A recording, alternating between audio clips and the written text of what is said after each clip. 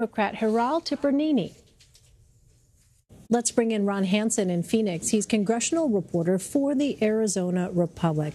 All right, so Ron, who are these candidates, first of all? Yeah, so on the Republican side, it's Debbie Lesko. She's a former state senator who spent about 9 years in the legislature here and has been active in the community in one way or another for about 20 years overall. For the Democrats, it's Dr. Ronald J. She's an emergency room physician who is now working as a cancer research advocate. She's new to politics, but has been in Arizona for about 20 years as well. And what does the early vote look like?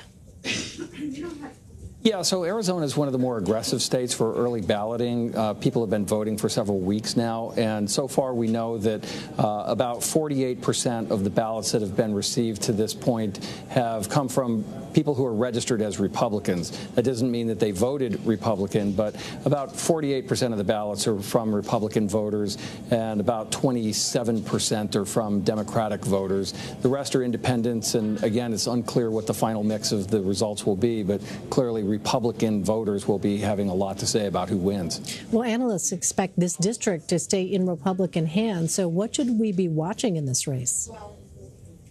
I think the margin of victory is the biggest thing, really. Debbie Lesko is the favorite in a district that has a 17 percentage point advantage for registered Republicans. You would expect that she would win. If she doesn't, obviously, that's a pretty seismic event, politically speaking. But if she wins by a fairly small margin as well, that would also be disappointing for Republicans and would keep alive the narrative that Democrats continue to do much better in these special elections than what they did in 2016. Well, how do these candidates stack up in terms of fundraising? So in the most recent fundraising report, Ronald J. raised about $430,000, I think. Debbie Lesko raised about $370,000. So Dr. J. had a fundraising edge, but it wasn't a huge amount of money. And as is the case in many races, outside spending is greater than what the campaigns are putting together in any event. More recently, in the last few days, Debbie Lesko reported receiving more money than what J. took in, though again the margins are fairly small and the campaigns are being outspent by outsiders. And how much of this race has been about President Trump? It depends on who you're listening to. If it's Debbie Lesko, a lot. She has been leaning in pretty aggressively on following the Trump agenda, in particular the raising issues about building a border wall and immigration reforms and such. She is a person who is supportive of the president's agenda in a district where the president remains relatively popular.